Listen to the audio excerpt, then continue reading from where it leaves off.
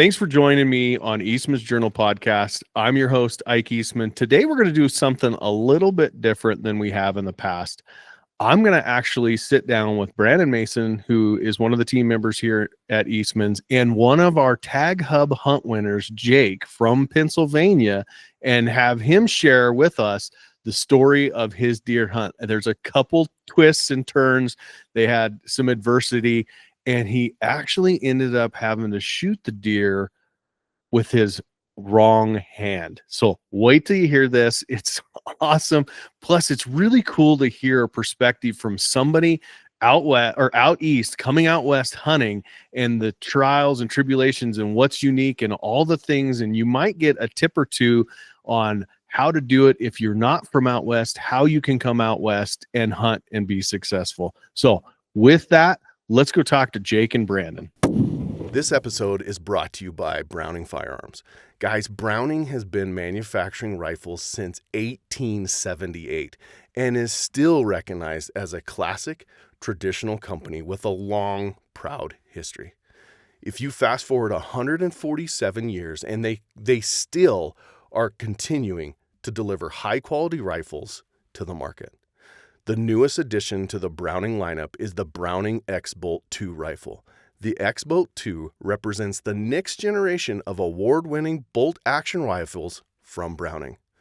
This new rifle is designed with the concept of total accuracy in mind, featuring elements that work together to help you perform at your best, whether at the range or in the field. Browning, the best there is. This episode brought to you by Leupold Optics. The folks at Leupold have been manufacturing top-notch glass for over 100 years. They're a family-owned business just like mine, and that's why I'm so proud to partner with them to bring you these genuine conversations. If you're in the market for a rifle scope, look at the VX5 HD series. The VX5 HD line of scopes are the workhorse for the backcountry hunter. While you're at it, don't forget to check out the Leupold's full line of range-finding binos, regular binos, and their spotting scopes that are second to none and field-tested in some of the hardest conditions on earth. Leupold, be relentless. I've been telling these guys that you are of all the hunt winners or sponsors or anything that I've been around, you are I usually consider myself the biggest gear nut, and you might take the cake. I mean, you know as much or more than I do about everything we're doing and the gear and the sponsors and the product specs, and I was impressed. It was cool. Oh man, I've been a whitetail junkie and outdoor junkie now for I don't know how many years. My wife might kill me one of these days just because I gotta have everything. And did you grow up hunting? Yeah, I did. Yeah, my dad got me into hunting young. I mean, as long as I could remember. I mean, as long as I could remember, I remember shooting a 22 at Bottles, out in the woods, and my uncle had a camp up by DuBois, which is like central PA, and we would go up to the family camp, my aunt and uncle, my cousins, and, we always went up for deer season up in the mountains. Didn't have much luck up there, but I don't think there was enough information, you learn from your dad, so they can only teach you what they know.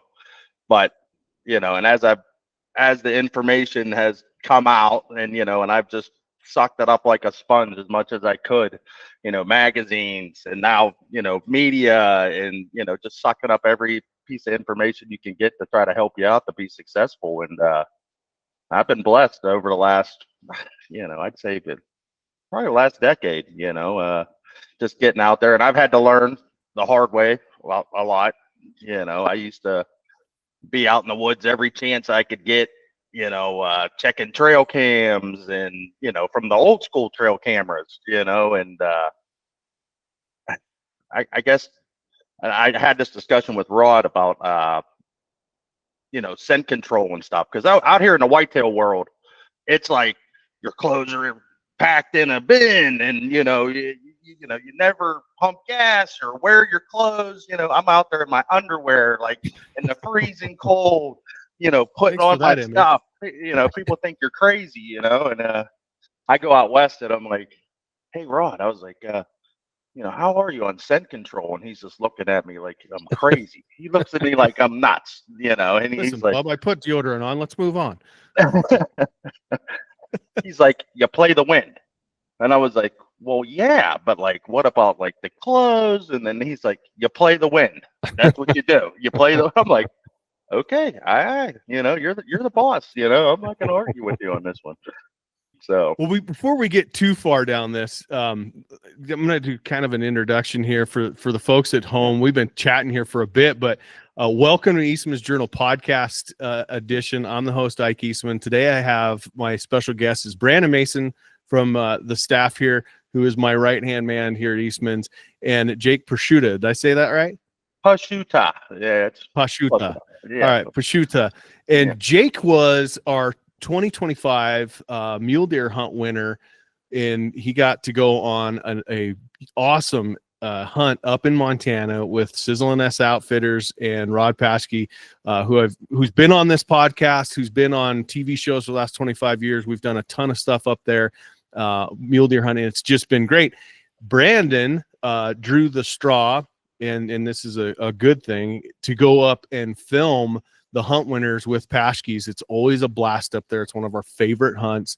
And Jake was this year's hunt winner and took a great buck, which we'll get into that a little bit. But let's talk a little bit more about, growing up in PA, Jake, and how you started hunting, as well as how did you get interested in hunting out west, and how much have you done it?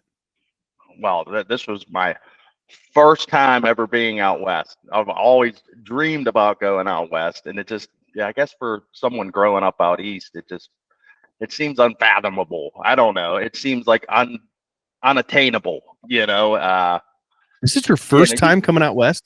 First time coming out west. First time. You've invested a ton of money and time in out west hunting, never coming out west. Correct. Oh my gosh. Well, passionate is an understatement. Yeah, it's like, you get the magazines, you watch the videos. I mean, and even a lot of whitetail like media now, they always start out west. Nowadays, like if you ever watch any of their content, Outdoor Channel or whatever, everybody's out west now. It used to just be strictly whitetail, everything was whitetail.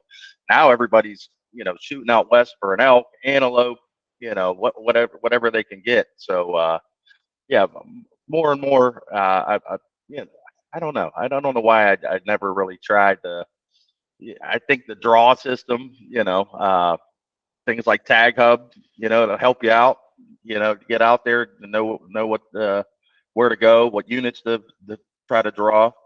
I mean, I got an uncle. He's went out to Colorado several times and DIY. He hasn't been successful, but. Other than that, I don't know too many people that even try to go out west. One of the things we got to hook you up with, Jake, is our draw. We've partnered with a company out of New Mexico that we call the Easy Button, and all they do is get a hold of guys like you, and it's a boutique. You have your own. It's like the way I explain it, it's like having an investment advisor for hunting out west. The guy will call you and he'll help you apply for, the tags that fit your hunting strategy, what you're trying to do. If it's elk, deer, antelope, if it's all of it, you want to hunt as much as possible, fit it inside your budget. They even have a part where they'll front the money on the tag applications and all that stuff. And then you pay them if you draw the tag. It's called the draw. And if you're an Eastman's member, you get special discounts and special, that's awesome. Added value stuff. Yeah. It's the Easy Button. Plus it kind of gets the daunting task of how to start, where to start, and what to do. It is daunting. I mean, like I said, out east, you go to Walmart, Dick's, where I mean, it's so easy to go and get a hunting license and a tag. I mean, it's, you can go to the courthouse and get doe tags out the wazoo. I mean, it's crazy. So, was it 50,000 doe tags in your county or something like that? Oh, yeah. It's like in our unit, it was like 50. I mean, some of them are 96,000 doe tags in a unit. Oh my gosh. Unreal. That's like a county, which is not very big. And, you get around like Pittsburgh, Philadelphia, any of those major cities, and it's like unlimited. I mean, it's Wow. crazy. Yeah, I think it was 1.2 million doe tags for Pennsylvania. I think me and my Wow. buddy Oh my added it up gosh. once I got home. That's how many doe tags they put out. So you grew up hunting in Pennsylvania. Dad taught you. Was your grandfather involved, or who taught him? Is this a My generational thing? grandfather, I don't think my grandfather hunted. He actually uh was like an immigrant from Hungary. So, and I believe he was adopted. He came over around like World War One. And I don't know a whole lot about his history, but they were Catholic, and my dad was one of 8. They grew up in Beaver Falls, which is a little town, maybe about an hour outside of Pittsburgh, and they didn't have a lot growing up. And my dad was in Vietnam. He got all shot up in Vietnam, and sometime after that, him and his buddies, started hunting. And when I say hunting, it's just gun hunting. You get your 2 weeks and right after Thanksgiving, and that's it. I mean, that's all you had. So I believe his brother, my uncle, he did some bird hunting. But other than that, that as far as I know of the history of my dad and my uncle hunting. And I have a aunt who her husband, he's a big hunter. He lives over in Lancaster, which that's Amish country. And he's the one that had the camp up in DuBois that we would go up to. And Which, Brandon, did you notice they say it correctly? They do. Yep. So we have a DuBois, Wyoming, and we get teased because it's Dubois. French. It's actually Dubois, yeah. Yeah. And we call it DuBois. And people, in fact, Todd, our managing editor, goes, "You people in Wyoming, you say Gros Ventre instead of Gross Venture, but you say Dubois or DuBois instead of Dubois. Pick one. It's either French or not." It's DuBois. DuBois. You have a Wyoming, Pennsylvania too. I believe we do. Yeah. That's cool. Yeah. So hunting, growing up hunting tradition, you talked a little bit about how you spent a fair amount of time as a child and growing up that it wasn't very successful. Can you pinpoint one thing that you went, you know what, there's got to be a better way, or was it progressive? Or, I mean, you look at behind you, that's some serious bone behind you on those heads. You've learned some stuff. I have definitely learned how to kill some whitetails. So I'd have to say, and a lot of people were pissed in Pennsylvania, but when they did the antler restriction, because back when I was a kid, anything with a 3-inch antler, a spike, it was fair game. So I mean, they were just killing 1.5-year-old deer like all. I mean, that's what they killed. I mean, they just went out, they shot the first legal animal that they seen, and that was it. But none of those bucks got to grow. And I just don't think the knowledge and the information was out there.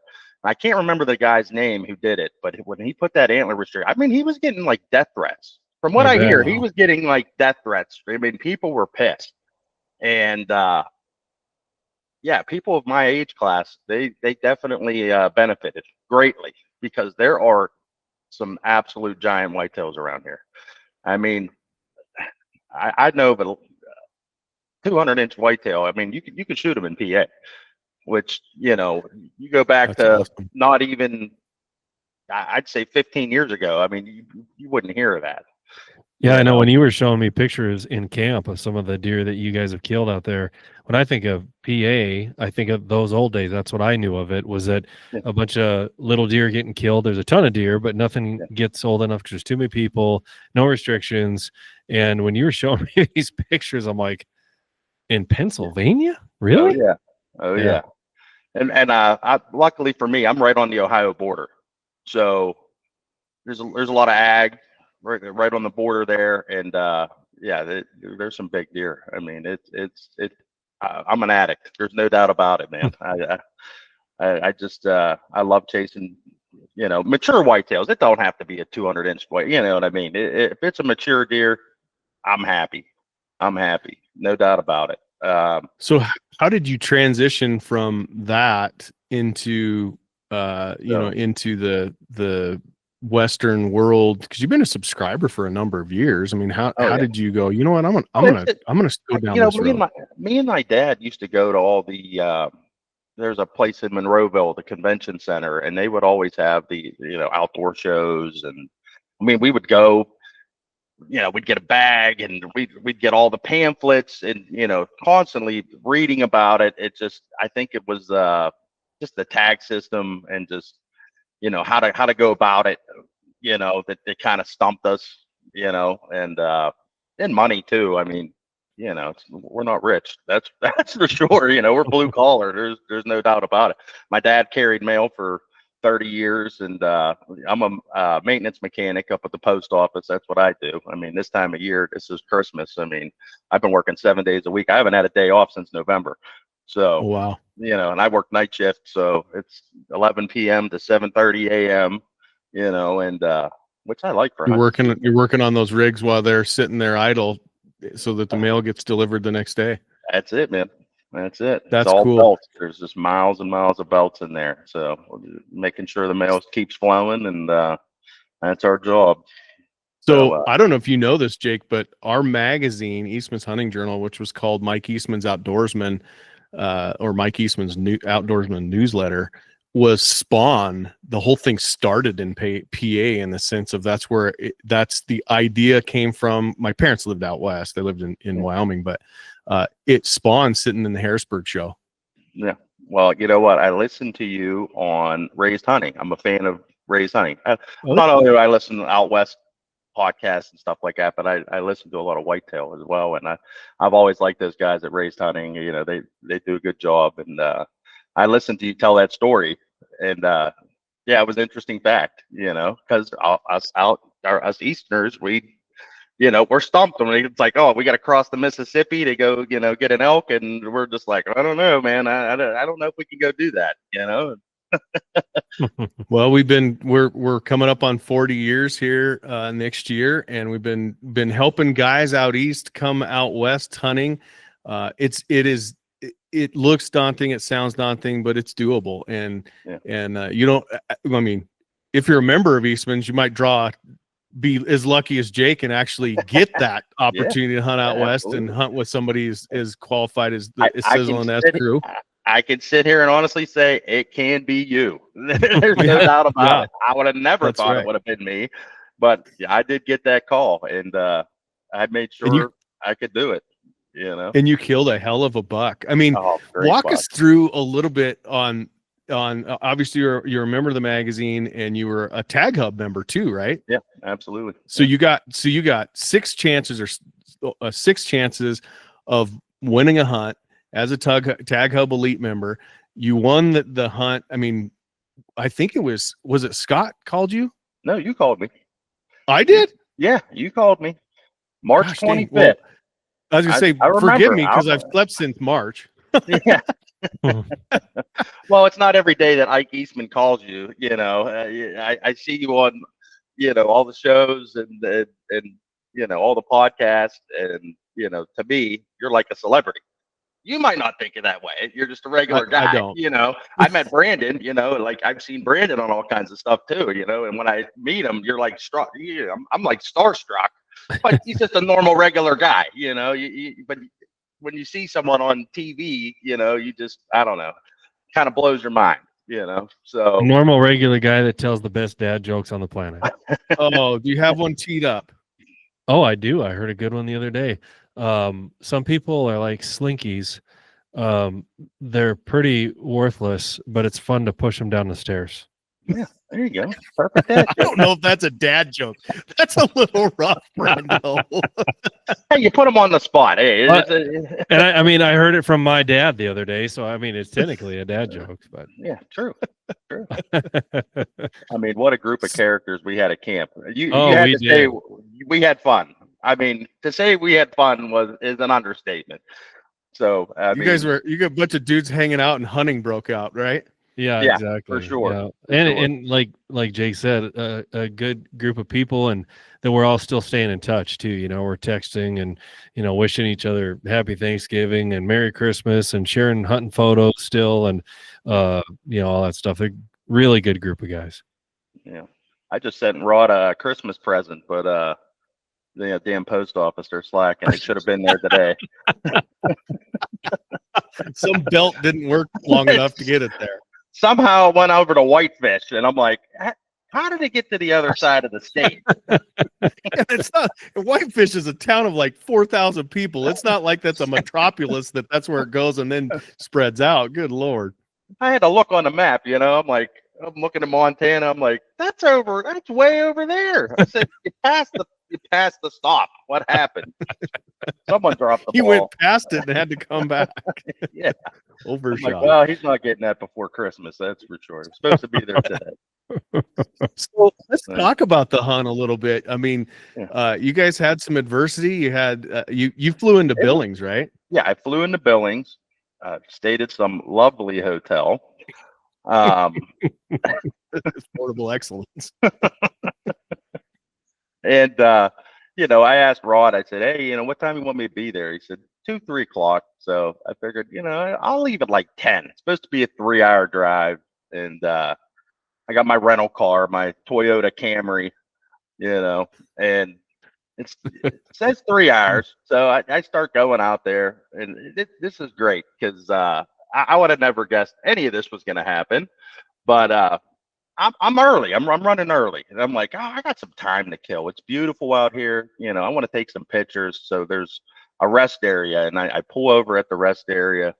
There's nobody there. I don't have to go to the bathroom or anything. I just want to take some pictures, some photos, and I go out there's like a little pavilion there, and I start walking out to this barbed wire fence, probably about 40 feet from the pavilion. No, Brandon's already giggling. This isn't good. So I'm snapping pictures, and I'm like, wow, this is gorgeous. I said, I'm going to walk to the end of this fence. I took one step, and I just heard, and I'm like, what the heck? There's a rattlesnake probably about 3-4 feet from me out sunning. And I almost pissed my pants. I mean, we're not used to this. This is not, and I'm like, oh my God. And I start like tiptoeing back to, and I'm like, there could be more out here, It's like sagebrush, and suddenly everything's a rattlesnake. Yeah, seriously, I'm scared to death. I'm like shaking, like, I said, you know what? Everything is like pointing to me not getting to this hunt. I need to get to the hunt, So I get back to the pavilion, and a truck pulls up, big like F-250. 2 guys hop out, and they say, "Oh, how's it going?" Super nice guys, and I said, everything's going good now. I said, I almost got bit by a rattlesnake about, 10 seconds ago, but yeah, everything's good. And, they couldn't believe it. And they're like, well, where at? I said, over by the barbed wire fence. They said, oh, where are you headed? I said, I'm going to Jordan. They said, we're going to Jordan. And I went, oh, that's cool. They said, you wouldn't happen to be going to Sizzling S Outfitters, would you? And I said, I am going to Sizzling S Outfitters. Well, here was Randy and his son-in-law And Zach. And I'm So like, now we have a convoy. I'm like, what is the chances? And they said, we're going to Jordan to get a burger. You want to go get a burger? And I said, I think I'm just gonna try to get here before I, run into something that, is gonna put me out of commission for this hunt. I think I'm just gonna try to get there. And I now you have snake backup. And I got lost. And I mean lost. I turned off of the main road onto this dirt, godforsaken road, and I was like, I don't think I should be on this road in this Toyota Camry. Like this. I should have been videoing because I'm at Rod's. We're waiting for you guys to show up, and you're calling Rod, and I'm standing next to Rod while he's talking to you. And you don't know where you're at, and he's trying to give you, what did he say? Head east. And you said, no, what direction west. is Go east? west. Head west. Go west. What direction is west? I'm like, how do I know what's west? I mean, I'm It already was out bad. west. Yeah, I'm west. Exactly. I'm already out west. I don't, yeah, I'm like looking at the road. I'm like, I don't know. There's no compass here. Like, I don't know what I'm doing. So yeah, it was a trip to even get there. And I don't think I showed up to almost 5 o'clock. I left at 10 o'clock in the morning from Billings and didn't make it there till almost 5 o'clock. Yep. So, I mean, that was like an 8-hour drive that should have took 3 hours. Nothing like a little tour de eastern Montana via gravel roads in a Camry. Yeah. Yeah. Well, thank God I got the extra insurance. How about that? I could just picture you Baja on the old Toyota out there across the plains. I told Rod I was going 80 mile an hour. He goes, no, you're going to die. I was like, I'm not really going 80 mile an hour, but there's corners every once in a while. I did have to look at someone's mail, which, technically is a federal offense, I guess. So to find out the I didn't know address you were. Yeah, because he didn't know where I was, and I didn't know where I was. And I seen a mailbox down there. Never thought of that. I had to go look at someone's mail and take a picture of it and then get some service again. I had to like go back up someone's driveway because Google Well, Maps. technically you're an employee, so that's not really illegal, I right? told him, I said, I have my postal stuff with me. I said, if they would have came out, I could have showed them some credentials, It's I'm just actually doing some We're doing a checks out survey. here. Yeah, we're just doing a survey and just how is your mail service out here? Yeah, it's a good thing that you didn't have your PA license plates. You probably would have got shot doing all that out there. The rental car probably had California plates on it. Yeah. Yeah. So it was just getting there was, an adventure on its own. So, but once I got there, everybody was there. Great. I can't remember who. Someone came and grabbed my bags. I was like, wow, like this is like some 5-star service here. Come and grab my bag. Really, they were just rummaging through it to see if you had any contraband or any Copenhagen that they could steal. Oh man. So, everybody was shooting out on the back porch, sighting in. So, I ended up joining up and, making sure we were all sighted in. And, we had a couple sweet guns there, man. Those Brownings were nice. Those were nice. The X-Bolts. Yeah. I've been looking at this since I came home. Well, they're good shooting rifles, and you guys both made really good shots. I've told these guys here at the office a story a little bit about what all transpired when you shot your deer. We'll get into it. You definitely need to tell that story because I've never seen anybody do that. It was pretty impressive. Yeah, let's not open that Easter egg yet, because that is amazing. But I want you to describe it in detail. But let's talk about just being in camp, and because it can be kind of, you never know what you're going to get in. Are you're going to go, sleeping in a pup tent? Are you going to be with a bunch of jackwagon guys? Or the guide's going to be a problem? Tell us a little bit from your perspective. Right. I got my own perspective of being in one of Paskey's camps, but what from your perspective, what's it like there for those guys that haven't been out west? I tell you what, well, I didn't know if it was going to be a lodge or what. You see things on TV, you have no idea what you're walking into, but it was a nice split entry home. It was like a house, a normal, family home. And, it was probably 5 bedrooms or something like that. And, I had a pool table downstairs, and which I don't think any of us played pool, but, nice little living area.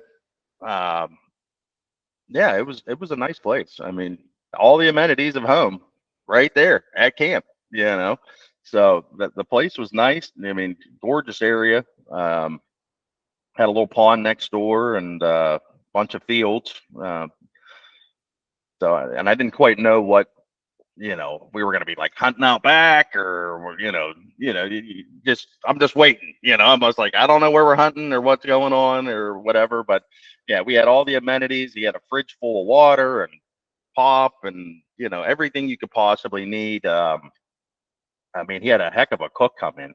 Mm-hmm. You remember her name? I can't remember her name, but oh shoot, I can't either. But she was phenomenal. Oh man, the food was outstanding. Like, it was, you come back to a hot home cooked meal, man. We're ready to go. I mean, it was great.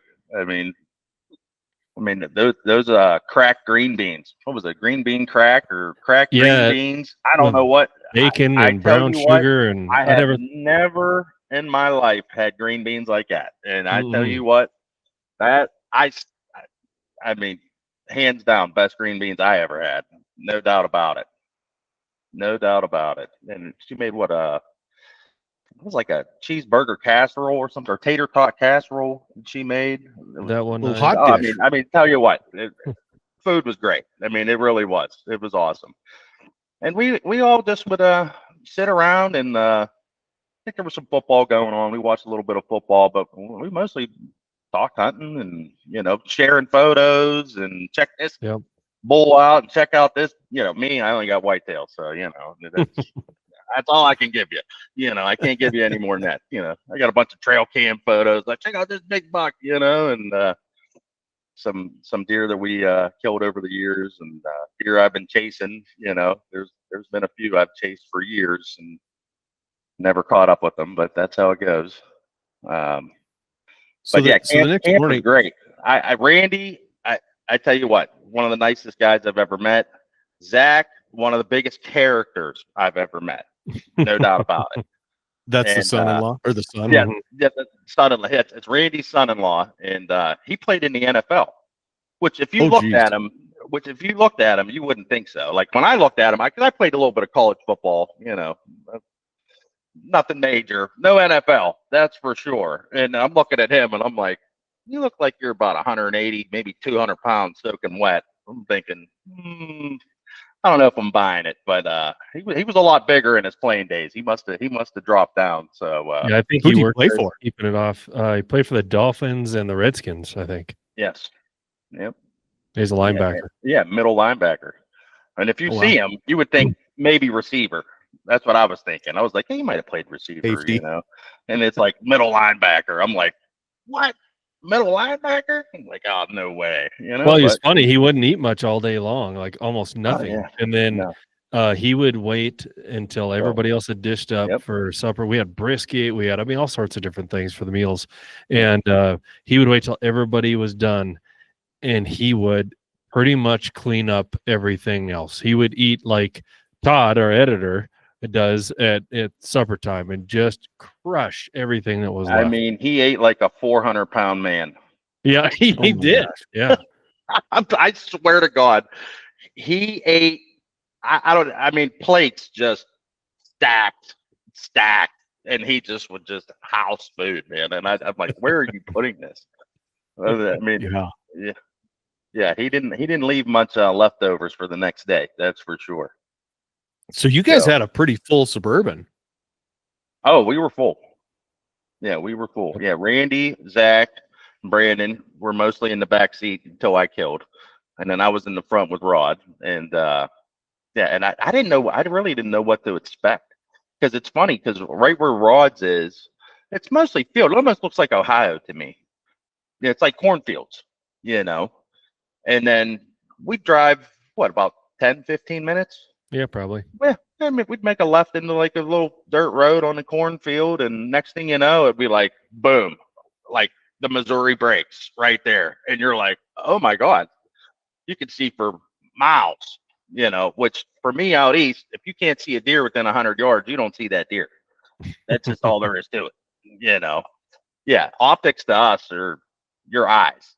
That's your optic. Yeah. You might carry a rangefinder with you, but other than that, you don't really need a set of binos unless you're sitting on a some type of ag field. In the hardwoods, you don't need optics. So was it Jake, was it hard to get used to? Oh my God, I was a did fish you start out of taking water. lessons on, okay, how do I use these SIGs, and how do I, where do I glass? It's probably frustrating at first, because they're all like, oh, there's a deer, and you're like, I have no idea where you're looking. It drove me to absolute insanity. It took me about 3 days. I'd say honestly, it took me about 3 days to get acclimated to actually glassing, to where I actually can say it's an art form. There's literally an art to it. And you know, you might see it on TV or whatever, but actually doing it yourself, you know, it was so frustrating to be like, oh, there's four deer over there, and then oh, there's a couple deer over there, and I'm just like, I don't see anything.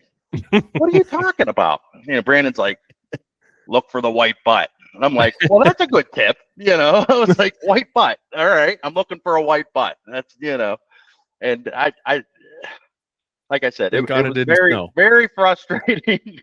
And everybody there is a Western hunter. Randy's from Utah. He lived in Alaska for like 15 years. Zach's born and raised in Utah. You know, I'm the only one from out east. So everybody else, they're picking out deer left and right. And I'm just like, I don't see anything. Well, for me, it was cool. Yeah, for me, it was cool to watch that though, because you know, you probably take things for granted where you're at, and absolutely. we take things for granted where we're at, obviously, because you just get used to it. And watching how just awestruck you were by the country and learning to glass, like you said, it just kind of reminds you of how special it is, I guess. And it's fun to watch that. It's fun to hunt with guys that are experienced doing it, and it's fun to hunt with guys that it's the first time that they've ever done it before. Yeah, I tell you what, I think the most frustrating part is you almost feel like you're not adding to the hunt, like you're not helpful. You know what I mean? Like, I'm not helping these guys out. You know what I mean? Like, I'm not spotting anything that these guys haven't spotted 10 minutes ago. You know what I mean? And Rod, and I tell you what, hunting with Rod, I was telling Brandon, I used to just say, yeah, there goes Rod walking on water. Because I tell you what, no matter how hard I tried to keep up with this man, he made it look so easy. He like just glided across the terrain, you know, whether it was up, down, it didn't matter. That guy he would just take off. He would just be gone. And no matter how hard you hike, I'd be huffing and puffing. And I trained. I took at least 3 months where I went down to the local park and I hiked my ass off every day, 7 days a week, did not miss. I lost probably about 40 pounds before I even got there. You know, because that's awesome. I wanted to, you know, I wanted to have the full experience, no doubt about it. I wanted to be in shape. So, and Rod made me look like I was standing still. I've hunted in Africa, and it's the same way. You know, you get over there and the terrain looks different. The animals are different. You know, instead of white bucks, you're looking for outlines and all the different things. And it does. It takes about 3 days for you to acclimate into, you know, that hunting style. Is there a couple things that you learned when you were doing this that may, you know, could give somebody a leg up? One of them, you said, look for white butt. That's great. That's awesome. That was probably the best tip that I got right there, was looking for the white butt, you know. And we look for white tails, but usually if you see a white tail, that's not good. They're running. They're see you later, you know. That's not a good thing. So yeah, looking for the white butt. Definitely in the draws, you know. Basically they like to hang tight to those different draws, and any of the tree lines, you know. I tell you what, keeping your glass up, I had to like get my hands kind of like tucked in to like my chest, so I could, like, you know, because if you sit there with your just holding it like that, if you're glassing a hillside for an hour, good luck, because about 10 minutes your arms are gonna be on fire. You know, your arms are gonna go limp.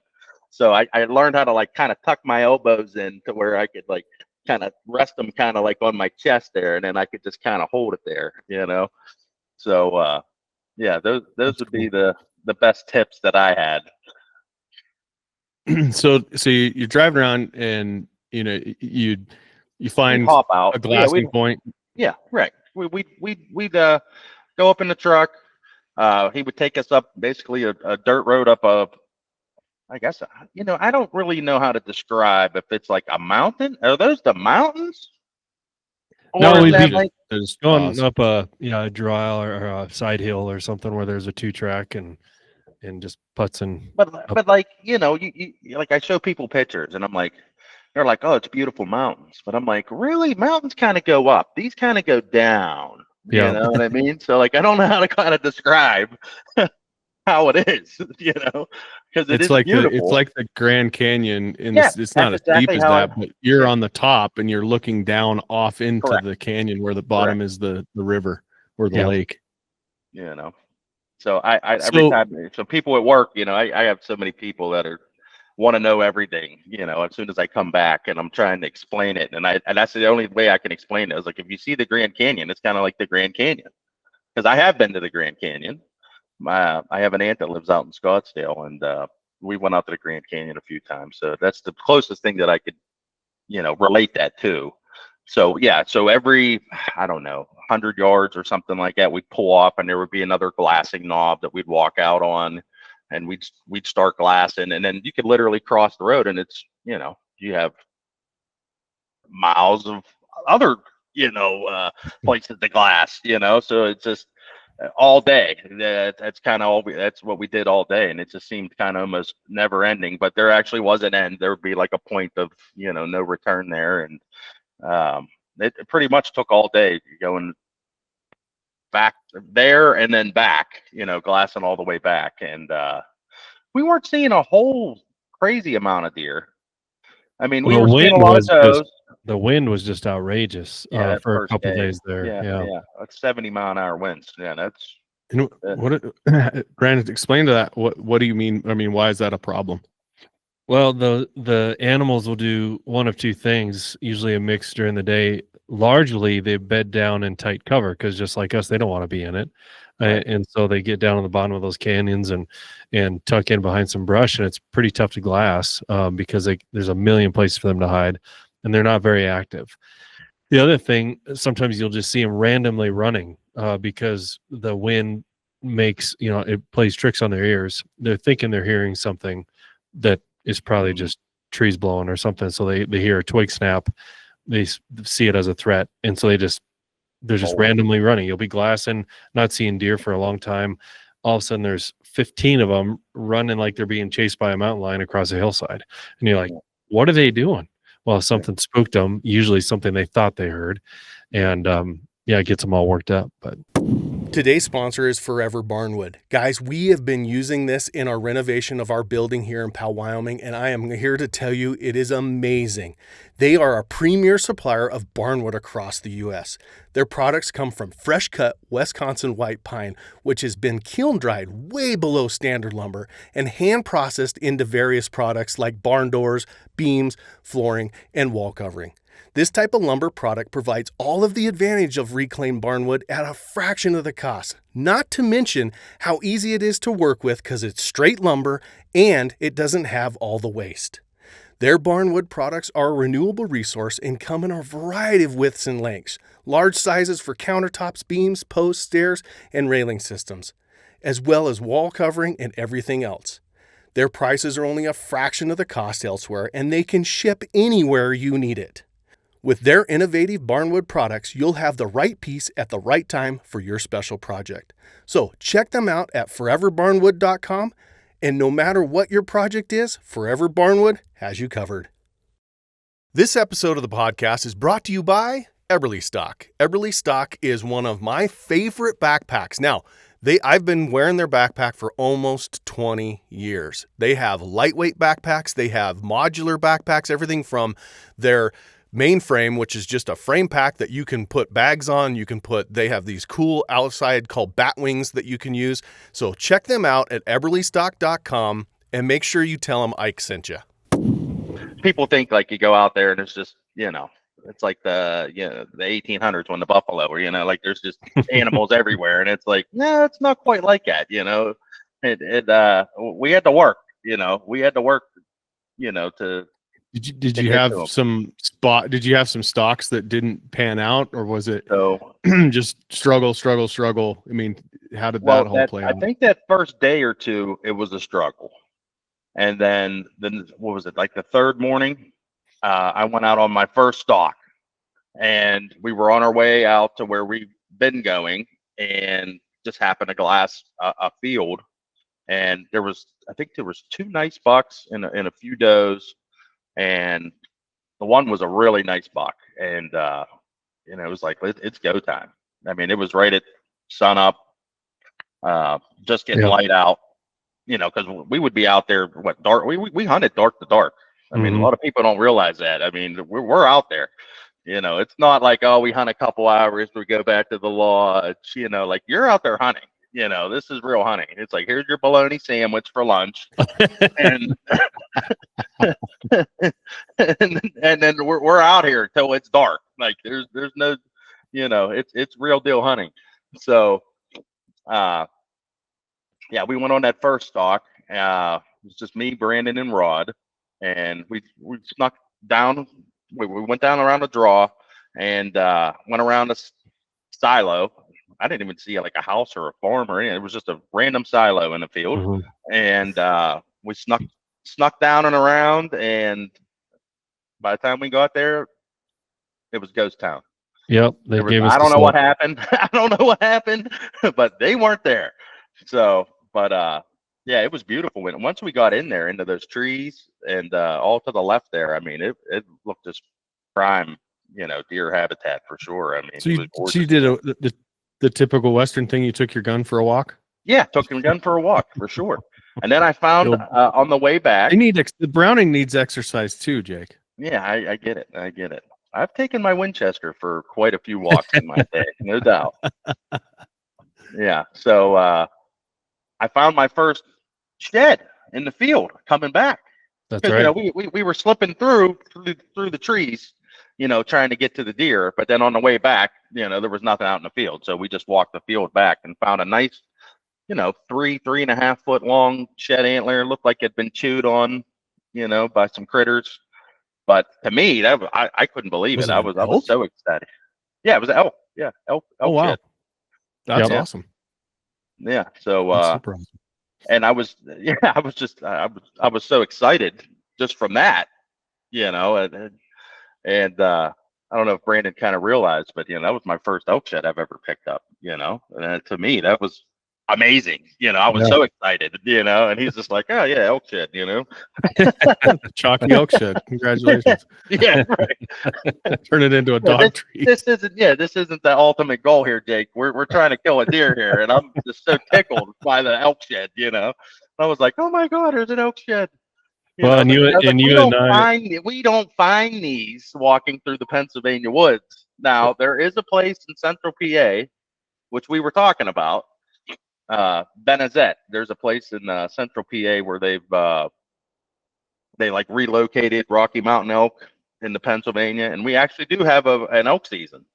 And yeah, it's actually growing. they've changed that herd or that herd, putting them in there. They're hunting the crap out of them. They're getting huge bulls out of there. Oh yeah. We're in the middle of building a elk migration, or not elk, I'm sorry, an elk documentary on the conservation success story that they are. You know, there's more elk on the face of the continental US and North America than there was. You know, it's dwindled down to 41,000, and now they're roughly about 10 million. And it's a significant success story, which is all hunter. You know, that's all funded by hunting, by Rocky Mountain Elk Foundation, which is an organization by hunters, and by, you know, all the weapons and stuff, the Pittman Robertson funds that we do. That's all done by that. And it's a success story. And Pennsylvania is right in the center, the epicenter of that success. Yeah. There's big bulls that come out of there now. There are some giant bulls in there for sure. And they're actually hunting cows out of there now just because they're trying to manage the population. I put in for points every year. I'm too scared to pull the trigger. I figure you got to have at least 30 years of points before you're going to draw that tag. I mean, I think they maybe like 30 bull tags and like 60 cow tags or something like that. It's around 100 tags or whatever. So yeah, that's a definite Powerball lottery, you know. So yeah, one of these days, and my kids, I don't even know if they even know it, but I've been putting them in for as long as, you know, they've been around. I've been putting them in for points, you know. Awesome. So hopefully one day, one of us will be able to, you know, at least go get a nice bull out of Pennsylvania. That would be great. That'd be something. But for around like Pittsburgh area, you're not finding any elk sheds. You know what I mean? So no elk sheds around here. So Yeah, so I was excited, and I put it in my pack, and I threw it in the garage, and I forgot it. Oh no, When I did you? left, Oh, you're kidding yeah, me. I swear to God, I was so concentrated on what I was going to do with that meat. I was so worried about the meat that I totally forgot about the shed. It would have fit right in my pack. It would have been perfect. Totally forgot it. So I told Rod I'll have to come back out and get it one of these days, or get a new one. I'll have to get a new There one. you go. So that was your fourth day, and tell us about the day the magic actually happened. All right, the day the magic actually happened, we ended up going to a total different spot. Now I don't know how much property Rod has, or what he leases, or where. I have no clue. I So don't think he says does. he might not. I have, So we've been going to the same place, glassing and glassing, and I mean, we've been there day after day, and then finally he goes, you know what, we're going to this other place, and evidently it's where I guess some geology students come and camp, or they call it something like moon camp, or I don't know. So Yeah, anyway, there's like a camp, there's like an outhouse and like a little picnic area or whatever, and we go glasses, total other area, and we don't see anything going down through there, but on the way back, right below the camp or whatever that was, it was just like an area where people would camp. um they pull up in glass, and there's a beautiful buck. They're like, oh my God, there's a shooter buck. And I had already been on a stalk, Randy had not. So when we pulled up, what was it, Rod, Brandon, and Randy just jump out of the truck. They're like, only three of us go, boom, and they're gone before I could even blink. Randy's out there. So, and I'm like, oh man, I guess I already went on a stalk. So, it's Randy's turn, and they didn't want to spook the animal. It's right at dusk. It's getting to that, twilight hour, and they get out, and they're out there glassing, looking, and me and Zach were just kind of hanging in the truck, and then we end up kind of slipping out of the truck, and we're just kind of hanging back. And next thing I know, Rod's like, "Hey, come on, what are you doing?" And I'm like, what's going on?" And he's like, "You're gonna go shoot this deer." And I'm like, "Okay, well, all right, that's great." Like, and I was like, "Well, what about Randy?" And he said, "Well, Randy drove. He can stay as long as he needs to stay. You flew. You're flying out in like 2 days. We got to get you a deer." So I'm like, all right, let's do it. So, then it's on, So we slowly start creeping out to this edge, and I didn't even see the deer. No clue where the deer are. It's a huge valley, or gully, whatever you want to call it. And I've never spotted these deer. So I have no clue where. I don't know if they're on the right side, left side, right below us. I have no clue where these deer are. So we get out to about 20 yards, I'd say, from the edge, and it's crawl time. Rod's out there, army crawling out to the edge. Now I have my Swagger bipods on my stick because I just figured that I would be either kneeling or sitting for a shot. So I got them all extended out. I mean, these things got to be 3.5 foot long, and they're like, "You got to crawl out there with Rod." And I'm like, "Well, how the hell am I going to do that with these freaking bipods sticking out 4 foot long on the end of my rifle?" So I'm there trying to twist them and then fold them, and and I finally get it down to where I could, actually crawl out there. And I crawl out there, and Rod's been already out there for a few minutes, and he's like, "Can you see the deer?" And I'm like, "No." And he's like, "Crawl out a little further." So I crawl out a little further, and I get up on the gun, and he's, "Can you see him?" "No, I can't see him." And he's like, "Crawl out a little further." So eventually I got out to where I could see these deer. And he's like, "Do you see them down there?" And I'm like, "Oh yeah, there's two white butts. I could see the white butts on the hillside down there."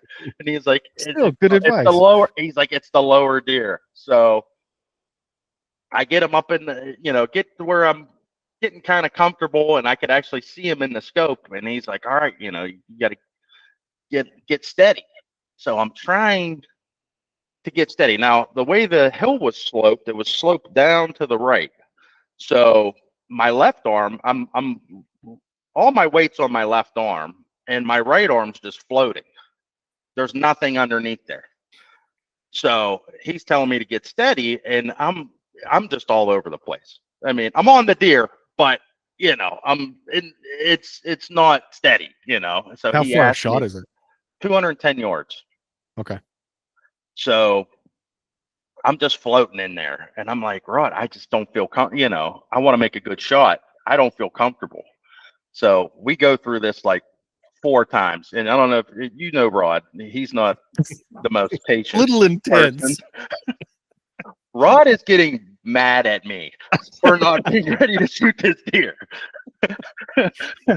I could feel the tension in the air. His job is to get us some deer. There's a beautiful deer out there, and I am flubbing this bad. So I just make the executive decision. I said, you know what? My left arm is steady. My right arm is not. I'm shooting this thing left-handed. So I tell Rod. You just swapped freaking sides in the middle of it? I just swapped sides. I said, Rod, I'm shooting this deer left-handed. And he looks at me. I mean, his eyes were like, I'll bet that shut him up. Basketballs. And he was like, what? And I'm filming this. I'm filming this from behind. I'm probably 10 feet behind you guys. Yeah. I got the camera up on a tripod shooting down, so I'm not standing up. And I'm filming these guys with my phone, and I'm watching this interaction. And I'm watching. Oh yeah. I can tell that Jake's having a hard time with his right arm and getting steady and all that. And then I see him like doing this scooting thing where he's repositioning. And I'm sitting there. I'm sure I was sitting there like this. Like, what is he doing? And I can see the tension. Yeah, I can see the tension. And I'm like, he's going to shoot this deer left-handed. Are you kidding me? Yeah. And go ahead. So me and Rod are ready to go rolling over the hill fighting unless I shoot this deer, basically.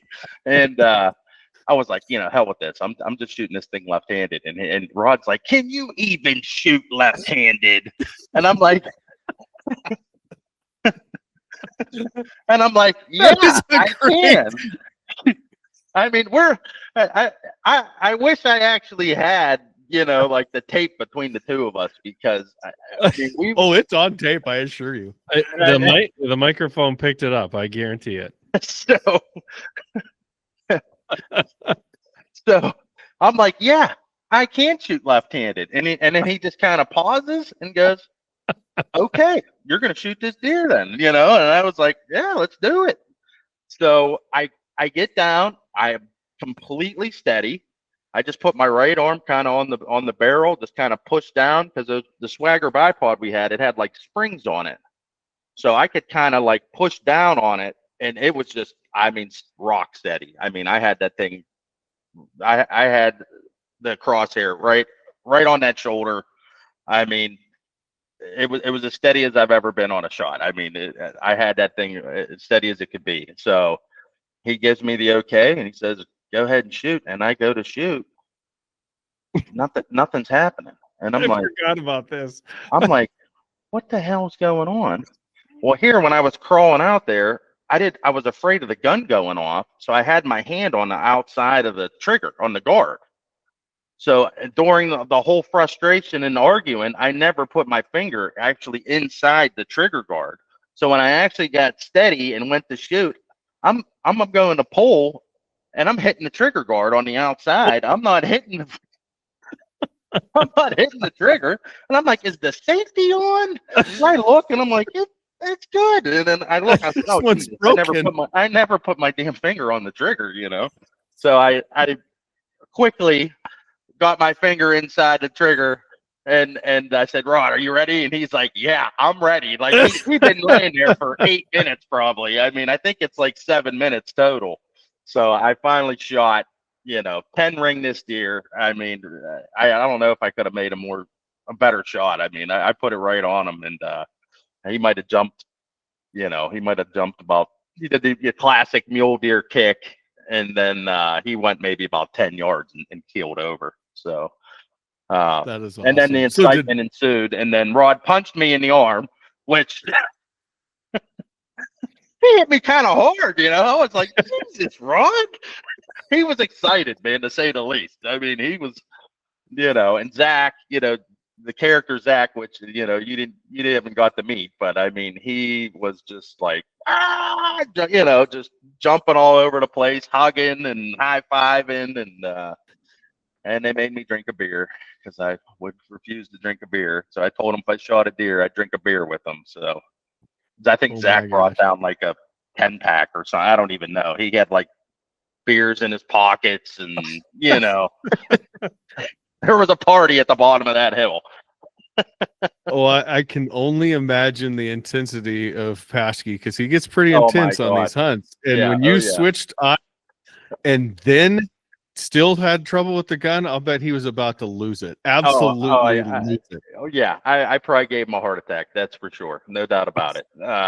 Speaking of blood pressure medicine, yeah, he definitely. Yeah, I think I threw him for a loop on that one. So yeah, he earned his money on that day. Well, that is so awesome. So I'm gonna ask the question, and I'm sure I'm not the only one that's asked you this. Have you ever shot left-handed? Absolutely. And I think, and he told me afterwards, he said, he said, you might want to think about telling your guide these things before you go out into the field. I said, well, I've just been shooting right-handed for so long. I just, kind of forget that I can't shoot left-handed. So I told this to Brandon afterwards. One, I'm left eye dominant. So my strong eye is my left eye, which I learned going to the eye doctor, So yeah, my right eye actually is a lot more blurry than my left eye. My left eye is crystal clear. I don't wear glasses or anything. I have 20/20 vision, but my left eye is my strong eye. So that would be A. And then when I started shooting as a kid, I always felt more comfortable shooting left-handed. So up until I got to be about like 12 years old, I always shot left-handed. And my first gun was a 30-30 Winchester. So I used to just shoot open sights, and I always shot left-handed. My dad would always, yell at me because I'm right-handed. You should be shooting righty, like, you're right-handed, you shoot righty. You don't shoot left-handed. So I eventually just switched out of my dad. I got sick of him, berating me about how I'm shooting lefty. So I just switched to righty. But, I have no problem shooting either way, So, yeah, that was a skill that nobody knew about. That was a hidden talent that someone found out on the, on the fly. Right in the middle of the meet. Yeah. Oh, geez. So that is so cool. And that's when the fun started. And we went, let's see, I shot the deer. We did a little celebrating. We went down. And then for me, I'm used to just shooting a whitetail. You snap a few pics, you got them, you drag them up, you drag them back to the truck, and that's that. Well, little did I know that the party just started, because, we got to do interviews. We got to tape, which, and I've never packed out an animal. That's the first time I've ever even seen that done, besides on video. So watching those guys work, getting the cape and taking all the meat, and then everybody wanted to know about the gutless method. So Rod ended up doing the gutless method on the deer, and so it was neat. It was neat. So that was my first pack out. So that's cool. And I wish to God that truck had a winch up over the hill, because boy, those pack outs aren't as fun as they look.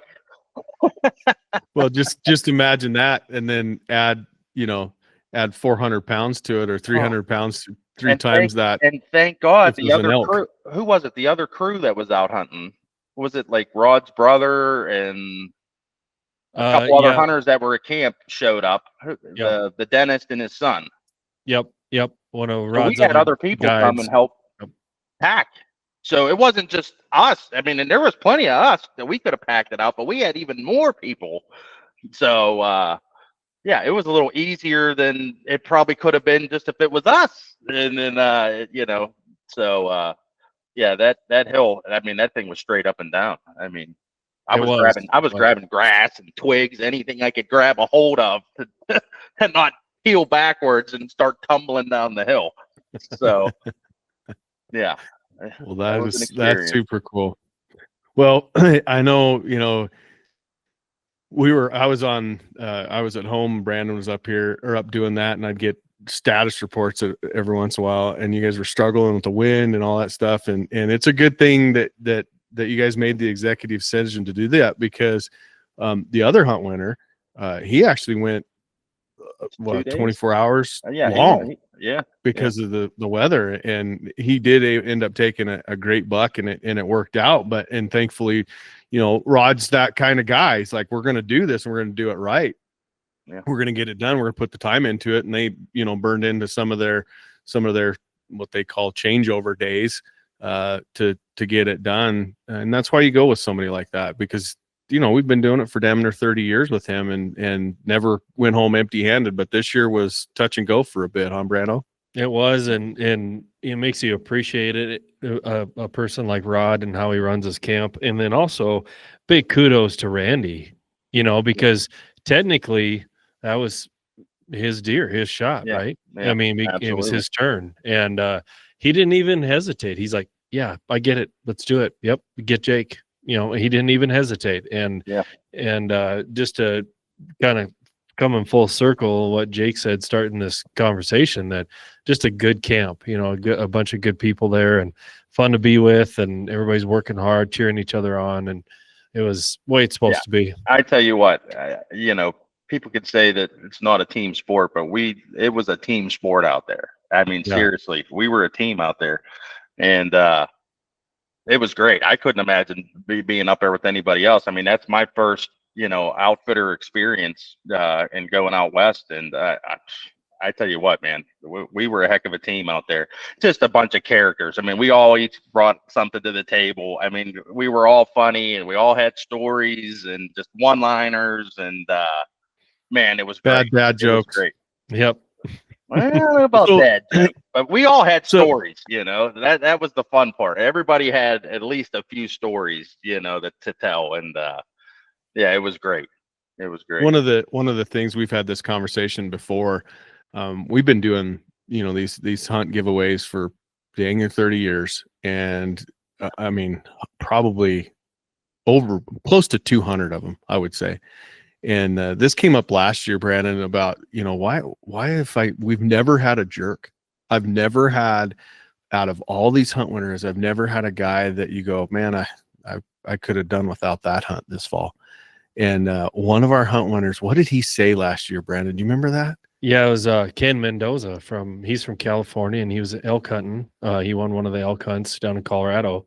In fact, his episode just recently went live. And on YouTube, yeah. Great guy. And we were having this same conversation. We're like, man, in all the years, we've always had great people in camp, and it's amazing. You think about it statistically, that there's never been one prima donna or one drama queen or somebody that was entitled or whatever.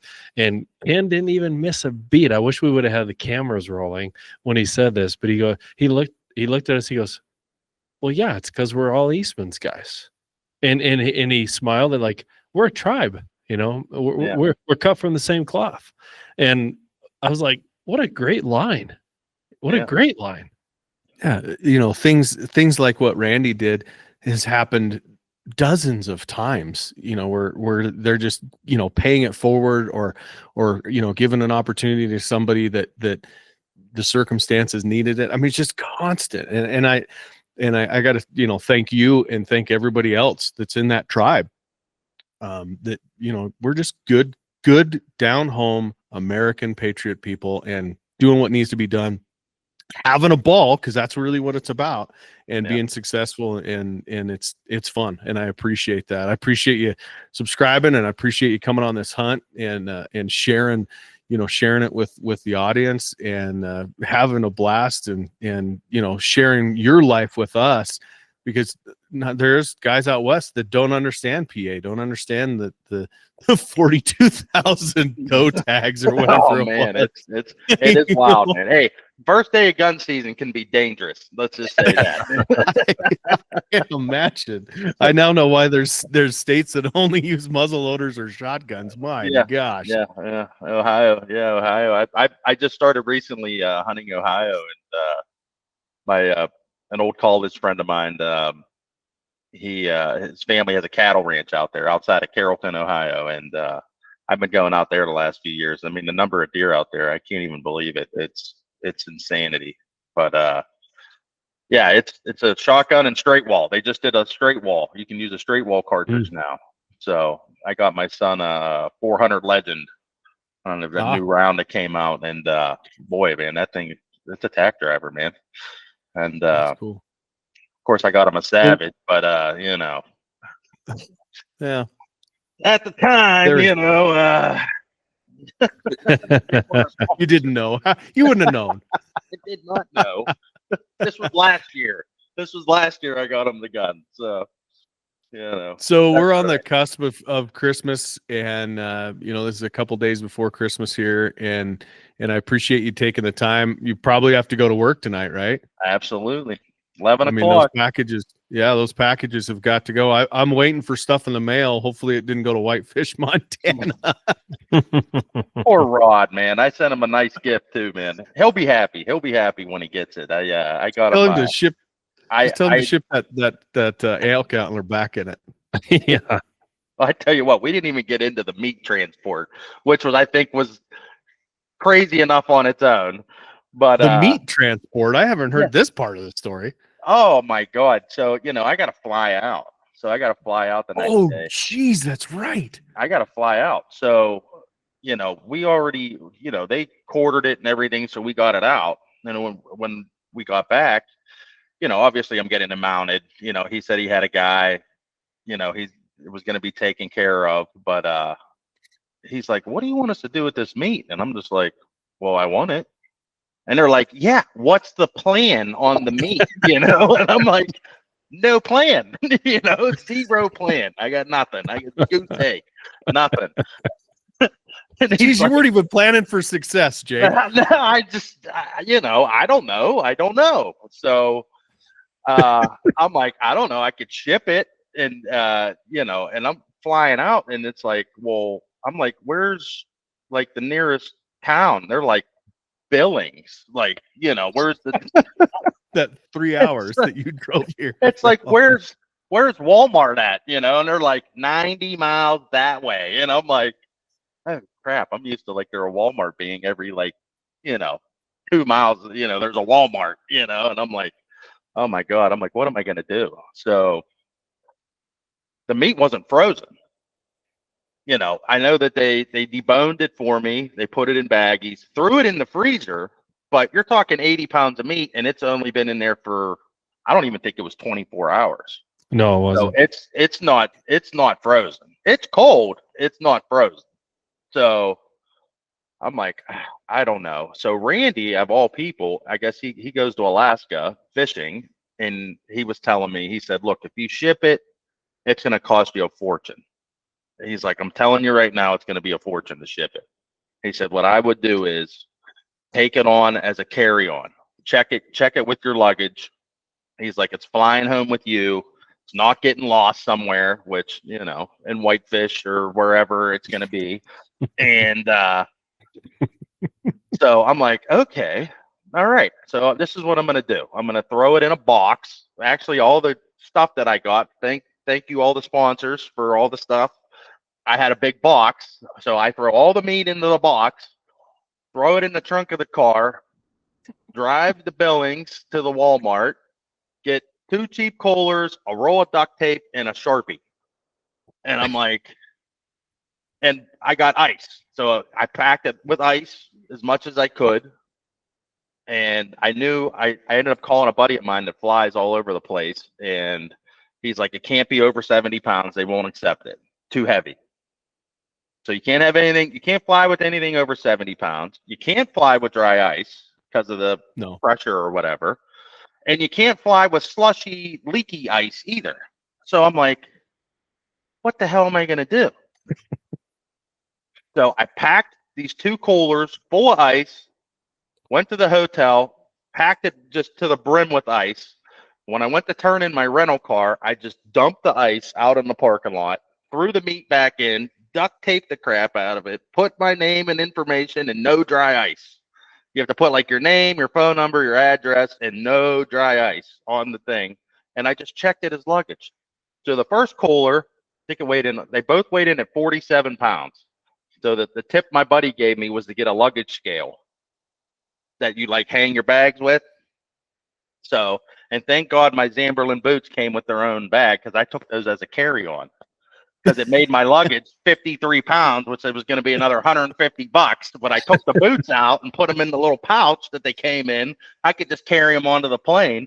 So that took everything down. I think everything was 47 pounds, everything I had. So I had 2 coolers. The first cooler was $5. The second cooler was $195. So it only costed me $200 to have the meat to fly back. But yeah, that had me flustered for sure. So it was Did it all show up at home just fine? Everything showed up. When I got off the plane in Pittsburgh, my regular luggage came out and the coolers did not. And I started to freak out. Yeah. So here, there was a sign there. It said like anything like oversized items, which I didn't think that they were oversized, but they sent them to another belt.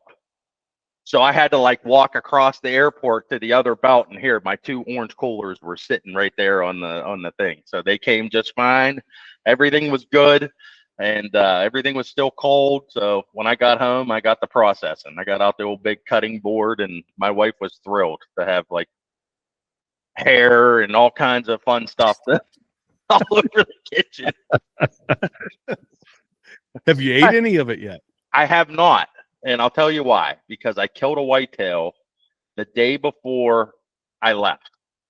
I killed a nice 8-point archery season, and I was trying to get tagged. So I took a week off before the hunt and a week off after the hunt.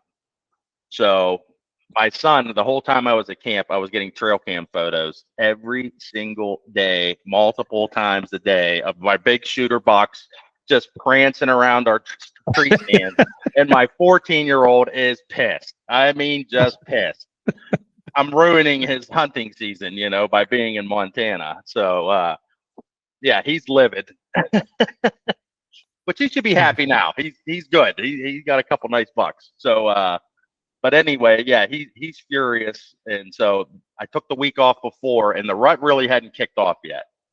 They weren't really moving quite yet. It's usually that first week in November they really start cruising, and sometimes it could be a little early, sometimes it could be a little later. So I had a nice 8-point come under, literally right under my stand, and I shot it, and I took it to a meat processor, which is normally what us Easterners do, is we take our deer to a processor for like $100. They cut everything up, they get you your burger, they mix it with beef or pork, whatever you want. So that's normally what we do. Not everybody, but there's a lot of us. You go to the meat processor, there's 20, 30 deer laying in there. That's what most of us do. And then you just go pick up your meat, a week later or whatever. So when I got back, my meat was done from my whitetail, and unfortunately, the place I take it to, they just put it in what's like styrofoam and like a cellophane wrap, which is like a poor way to freeze your meat, and it gets all freezer burnt. So I'm trying to tear through that first, because I did everything vacuum sealed. I have all my equipment and processing equipment, and and then I just told my wife, this is the last year we're using a processor. I said, I'm doing it myself. I've done enough deer now that I feel that I am adequate, with processing my own meat and making my own burger. I can go to the local butcher and get the fat and everything I need. I got the grinder, I got the Weston grinder, the Pro Series, and I got my dehydrator and for jerky, and my sausage stuffer. And the only thing I don't have is a slicer. So I think, don't really need the That's slicer what I'm that next much. for. I'm not sure I've ever used a slicer. I've been doing it myself. So yeah. So very cool. So I processed it all myself. I went and got I got a bunch of cheap bacon. There happened to be up at the grocery store up by my house. They had bacon on sale for like $3 a pound. So I went up and got like 10, 15 pounds of bacon, and I just ground it all in there. So I got a bunch of mule deer bacon burger. Right Oh on. man, that I'll be that's the way to do it. eating on Brandon here knows. soon. Well, So, Jake, I sure appreciate you coming on the hunt and subscribing and sharing this. And your experience from back east and never being out west is unique to us, probably unique to most of my audience. And I really appreciate you guys coming on and sharing this. And I can't wait to see that episode, which I think it's going to come out the first part of the 2026. We try and do it right before the Montana draw, which is in March, and so you'll be out by then, hopefully, and and get to see that all, relive it all again, and relive it again and again and again. And that's what's awesome about the whole ordeal is just and I already have everything planned out. I think I got a spot on the wall here for the deer, and I kept my letter. So I'm already going to frame that up. I kept the shell casing, the 300 Win Mag shell casing. So I'm going to do a nice little display for the mule deer. It's going to be special. And it was special. I mean, like I said, first time out west, I'm grateful. I can't believe that I won and it happened. And, blink of an eye, it's over with. But, I'll get to remember it, and then I'll get to watch it on YouTube or Outdoor Channel and relive it. So, that's awesome. And I'm so grateful, thankful for the opportunity. That's great. You need any fill-ins in the future, I'm your guy. You can call me anytime. I'll be on a plane in no time. So I guess you gotta spread the wealth.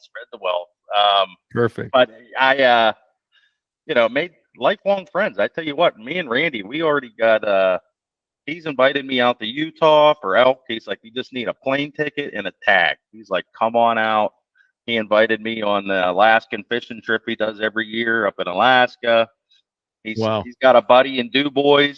He was telling me that he wants to come out to DuBois in 2027. I told him I'd hook my camper up and head out there. We could crash in the camper, go do a deer hunt. So yeah, man, it was cool. Great and meeting great people and keeping in touch, man. So it was great. This is awesome. So well, very good. Well, I appreciate it, Jake. And Merry Christmas. Tell your family thanks for sharing some time with sharing some time with us, and I hope you get all the packages in the right directions and and the belts going the right way. Yeah, no promise on that. No. No, Merry Christmas to you and yours, and maybe I'll send Guy some Twizzlers and some Cocoa Puffs and sriracha sauce, and some cheese. Yeah, and some string cheese. It's like that's like what my kid takes in his lunch, for school. Oh, that's right. That's right. Well, if my kid had a choice, he'd be like, "Yeah, send me some Cocoa Puffs, some Twizzlers, and string cheese." And a brownie. Oh, that's great. Well, I appreciate the time, and Merry Christmas, and we'll talk to you soon. Okay. All right, man. Merry Christmas. See you, Brandon. Thanks, Jake. All right, man.